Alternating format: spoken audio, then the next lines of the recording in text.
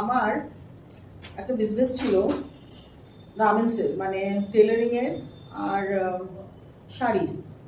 ভালোই চলছিল, কিন্তু মানে বেশ পপুলারই হয়ে গেছিলাম। কিন্তু আনফর্চুনেটলি যখন কোভিড স্ট্রাইক করলো ইন 2020, তখন তো সবাই জামা কাপড় পরা বন্ধ করে দিল, মানে ট্রায়াল দেওয়া বন্ধ করে দিল। আমার অনলাইন ছিল আর একটা ক্যাফের সঙ্গে আমার বুটিক ছিল, তো ক্যাফেটাও আস্তে আস্তে বন্ধ হয়ে গেল। তারপরে তো অনলাইন শুরু করলাম, তো অনলাইনে তো কেউ ট্রাই না করে নিচ্ছে না, আন্দাজে নিচ্ছে কয়েকজন যারা খুব ক্লোজ, যারা আগে নিয়েছে, কিন্তু বেশিরভাগই নিচ্ছে না।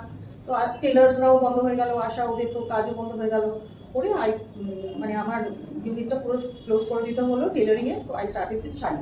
তো ওই শাড়িগুলোও চলছিল, কিন্তু সেটাও বেশি চলছিল না। কোভিডে তো সবারই টাকা পয়সার অভাব হলো। এই করতে করতে আমার আস্তে আস্তে বিজনেসটা ডাউনফল হতে শুরু করলো। আর আমি আস্তে আস্তে লোন নিয়ে করেছিলাম, আরও লোন শুরু হয়ে গেল আমার, সেটার ইন্টারেস্ট বেড়ে গেল। ভাবছিলাম যে সার্ভাইভ করবো, কিন্তু কিছুতেই আমি আর মাথা তুলে দাঁড়াতে পারলাম না। খুব বিপদে পড়েছিলাম, প্রচণ্ড টেনশন হচ্ছিল যে কিভাবে কি করব। এতগুলো টাকার লোন আমার, চারিদিকে ধার, মানে বুঝতেই পারছিলাম না, মানে বাজে বাজে চিন্তাও আসছিল। তো এরকম যারা আর কি এই হেল্প করে কনজিউমারদের, সেই রকম কিছু জায়গায় আমি একটু খোঁজখবর নিচ্ছিলাম ইন্টারনেটে দেখে, কিন্তু সেরকম কিছু সুবিধা হয়নি। আলটিমেটলি আমি ডেট কার্ডের ব্যাপারটা দেখলাম ইন্টারনেটেই, এবং আমি তাদের সঙ্গে যোগাযোগ করলাম। তারা খুব প্রম্পটলি আমাকে রিপ্লাই দিল, এবং আমি তাদের কাছে এলাম। অ্যান্ড দ্যাট ডেট ওয়াজ 7 ফেব্রুয়ারি 2025। আমার বেশ অনেক টাকা লোন ছিল। আমি মানে যেটা মানে ভেবেছি যে মানে এটা আমি কি করে করতে পারবো, মানে লোনগুলো শোধ করতে পারবো, সেটা ওনারা ইজিলি আমাকে খুব মানে রিপ্লাই দিল। এবং তারপরেই দেয়ার হেল্প স্টার্টেড। মানে এত সুন্দর করে তারা হেল্প করলো আমাকে, মানে এত সুন্দরভাবে সব আমাকে বোঝালো যে আমি একদম আস্তে আস্তে মানে আমাকে যেগুলো বলা হলো করতে, আমি সেই রকম করলাম।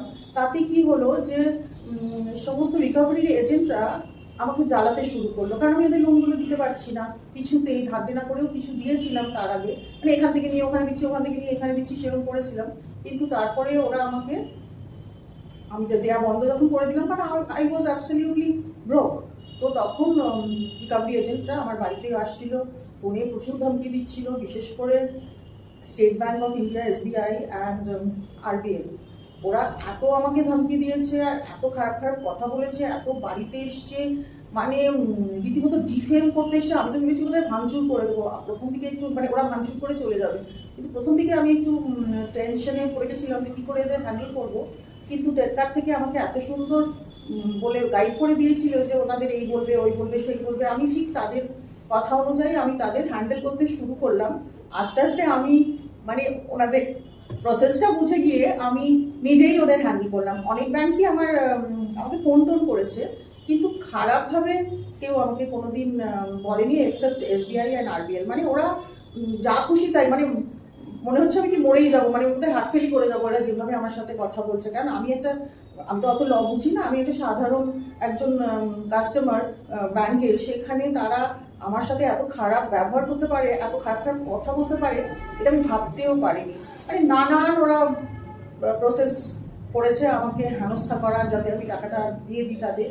কিন্তু আমাকে ডেট কার্ড থেকে ঠিক যেইভাবে গাইড করেছে মিস্টার কুন্দর মুখার্জি, উনি আমাকে যেভাবে গাইড করলেন, বিশেষ করে আমি সেই মতন ওনার কথা অনুযায়ী চলেছি। আস্তে আস্তে আমি ওদের ব্যাংকগুলোর পেমেন্টগুলো করে দিতে পেরেছি, সেটেলমেন্টগুলো সব আমি সুন্দর করে দিতে পেরেছি। মানে এখন আমি একদম tension free and practically date free. মানে এই দিনটা যে আমার এসেছে 1 বছরের মধ্যে, আমি মানে সত্যি আমি I am really indebted to date card. I am really indebted. Thank you.